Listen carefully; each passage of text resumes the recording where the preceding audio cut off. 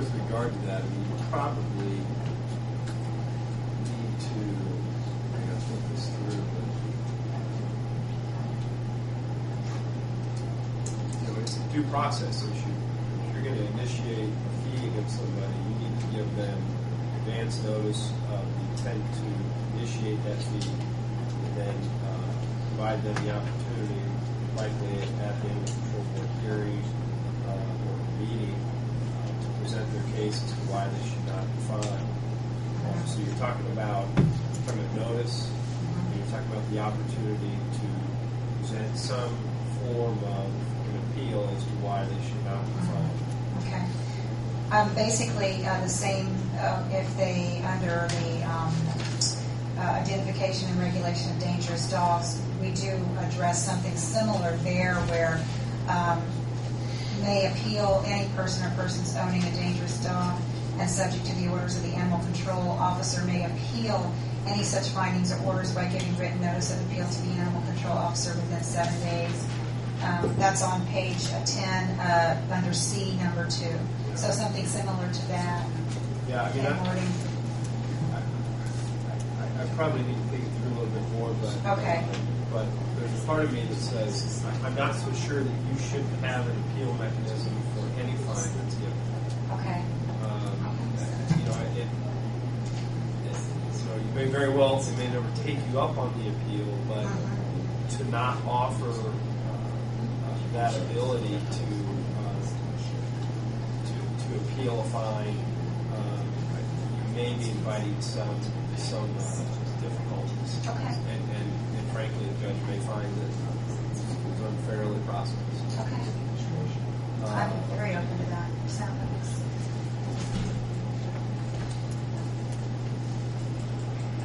There, I think the next section that we had was page 9. That was under K, fines, fees, and penalties, subsection 5. So any person or owner found to be a habitual offender, the same thing we talked about before, subject to having the animals immediately confiscated by the Animal Control Authority, is subject to a fine of $250 for each offense. And then the court of jurisdiction will be notified of this violation. I don't think there was any talk about the immediate confiscation, or the animal being immediately confiscated, but Bill pointed out earlier, this would be subject to the same section under page 1, I think it was, where you have to have the property owner's permission or authorizing. Absolutely. I guess I have a question. Where we're talking about the court of competent jurisdiction here, I assume that you're wanting that to be the animal control board, right? Is that or? I mean, are they the ones that are ultimately going to make that decision? I mean, and if that's the case, would it just be better if we spelled it out that way? Very good. Thank you.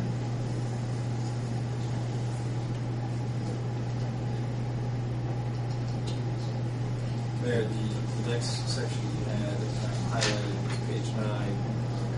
Again, under 90.03, section B, B as a boy, definition dangerous dog. It says any dog which, without justification, attacks a person or domestic animal, causing physical injury or death, or, and this is the section highlighted, or behaves in a manner that a reasonable person will believe poses unjustified imminent threat of serious injury or death to one or more persons or domestic. See, that's in terms of, that's to a lot of interpretation. You know, what is, I don't know that can be done.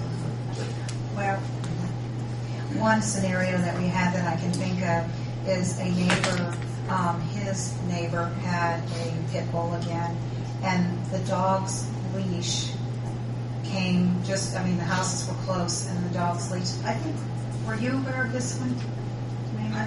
The dog's leash came really close to his property, and the dog was always at the end of that leash. I was just by the neighbor to go over his backyard, threatening him. that far from the property line, and back one of those grandkids out there. Mm-hmm. That's this incident that we were considering when we put that in there.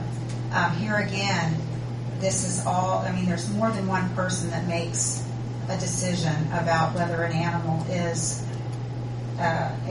to be regulated as a dangerous animal. There's actually Mike, myself, and the Animal Control Board. So, I mean, I think we're reasonable people. And you know, there's a lot of loving pet owners out there to take care of their pets.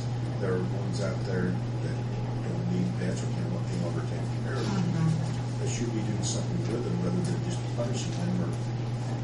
So that's how it's always coming back. We spend a lot of time on animals, too much time.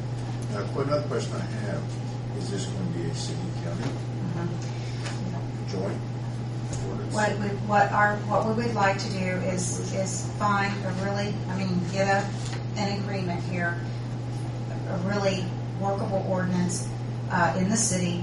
We would like to take that to the small towns in the county, and we have already talked with Peg, and she is willing to sit down with us and come up with something for the county. She hasn't seen this. She hasn't, so I'm not saying that the county would that she would propose that the county adopt this, but that's our next step. Well, I'd like to know what presented to the county at their meeting, so I can attend to see what their actions are, and maybe the rest of the council, something might like to attend as well. This is an important issue. When you deal with some people's pets, it's the same as someone's job. I mean, is this something that if the county,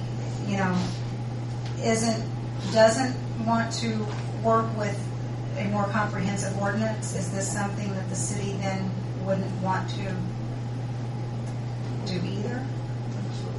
Not necessarily. Okay. But I'd like to be as close together as we could with the county. We'll try.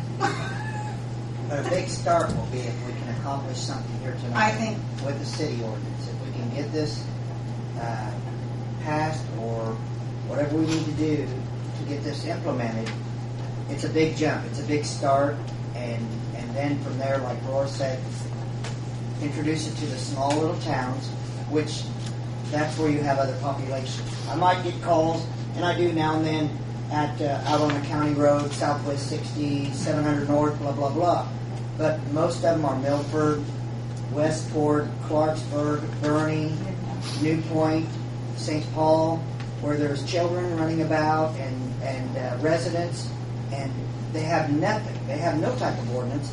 So all of their animals, they open the doors and let their animals run at large. They cause havoc through the town. There's dog bites, destruction of property, other animals that get in fights. So we need to come up with something. And if we can slowly introduce it into the small little communities, and if they will accept some type of an ordinance, then we have a foothold into getting it throughout the whole county. And you probably see it too, Mike. I know it's your first winter, but things probably slowed down a little bit on dogs. No. Well, the calls to me have, because everybody's got their windows down and they can't hear them barking. Well, I have a dog just north of me that every morning at 6 o'clock, woof, woof, woof, woof. It's done it for a year. Mayor, that's not just every morning, that's all night. I hear the That's same near you. dog. Right. I hear the same dog. well, you It's know, not, I don't have a dog. as far as noise ordinance or noise problems, the calls might have got less. But because it's winter time, it's so cold out and water freezes. Like I say, I have a lot of these little old ladies that call and say, "Oh, Officer Wenning, I drove down the alley and here's this little dog out there, and he has nothing, no shelter, no nothing." Well, every call is important to me, and many times I get there, and it's really warranted for me to be there and do something about it. There are times when they over-exaggerate and it's really nothing at all, or I call them back and say, "Man, they are falling within all the guidelines. He has an 8 to 10 foot chain, he has shelter, he has straw, water, food, they're doing everything that they can according to the ordinance. And ma'am, thank you for calling, and I will keep an eye on it as I drive by. But there's a lot of concerns because of the weather now and the cold. They're concerned about their health, their well-being. Matter of fact, right now, more than dog and cat, I'm getting a lot of livestock calls, especially horses.